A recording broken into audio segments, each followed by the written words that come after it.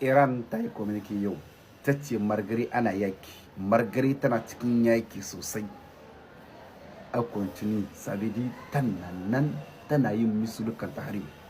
Je sais pas comment expliquer, kana zan expliquer ga Hausa. Ça veut dire malgré ils sont en guerre, mais la production de missiles ça continue toujours. Malgré suna cikin yaki, bai hana musu kiran misuluka ba. Sun kace har yau suna nan abinda suke yi ga wata guda misil dari, duk wata sai sun kera misil dari. Margare suna cikin yaki sun kace yanzu ma sun yi ajitan kin kera misulukan su. Alal da misil dari sun koma misil dari da abin ga 250 duk wata. Misuluka yanzu na Iran ta ce ta fara produce ma waɗanda ka taya nisa. Ewe Afrikawa. Wannan darab. Wallahi ni dare ba shi kamar shi da ta yi wa mutane karya. Wai Iran sun kare ni suna bani hankuri. Kida an makaryaci kowa ya gane kai makaryaci da yanzu. Iran ta yi ta ce wallahi na guse na shi kusan shi mu ba mu na guse da shi. Sai mun ci buru ubanin. Ba sun kace su maza ne ba. Suna dare sun kace an kace kuna a premier puissance mondial. Ga mu muna cin buru uban. Suka ce ba mu na guse da ku sai kun gane mu Iran ba kawai lasa ne ba. Vive l'Iran pour toujours. Na rantir Allah Iran tana birge ni wayo ni Allah na. Panique générale en Europe. Panique générale en France, Italie, Norvège, Croatie, Abenga, Croatie, sous Belgique, sous Allemagne, sous Angleterre. Panique générale duka sun rikice sun rasa abin da suke yi. Inda Iran ta hido Karamshat ko sunan misil kinga Karamshat ne ake ce mata. Mai tahiyya kilo 6,000. 6,000. Jabbora ubannan ba su san ma Iran tana da wadanga makamai ba wadanga dai su san azza mislukan Iran bakin mil sun san kilo 1000 kilo kilo pardon ne kilo 1000 da 500 kilo 2000.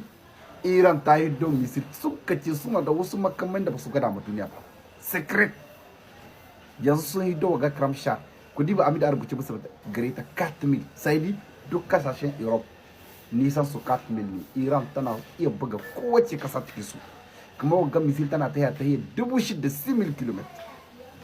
Sun yi panike don haka nan wato sun ka yi tsoro.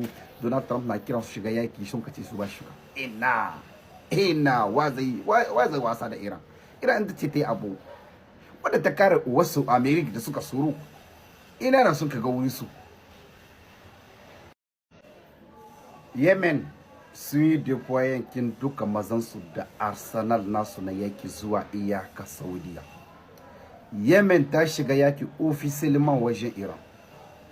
Yemen sun kace za su rihe su ma espace na lamar tsakanin Yemen da Djibouti za su rihe wannan wuri. Yanzu wadanga mutuce ku gani arme Yemenit ne sun kai deploy zuwa frontier kin Saudiya. An kada Saudiya ta shiga yaki wajen America su kuma za su yi atakin Saudiya. Sai tare shi mazan nan maza ne. Amurkawa suna cin boro ubansu na ranci da Allah ko mahaukaci ya sani ko wanda bai da hankali ya sani. Vive l'Iran, billahi lazi vive l'Iran pour toujours. Maza ne na gaske.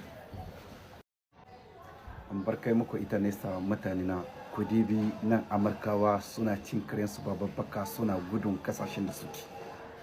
Amurkawa na gudun Iraki, Amurkawa na gudun Kuwait, suna gudun su Jordani, su Emirate Benin, su Qatar, su Saudiya. Ku diba ku gani suna tafiliyan kayansu. L'OTAN suna ta dabi. Kamar abannan kai. Iran bula'ici.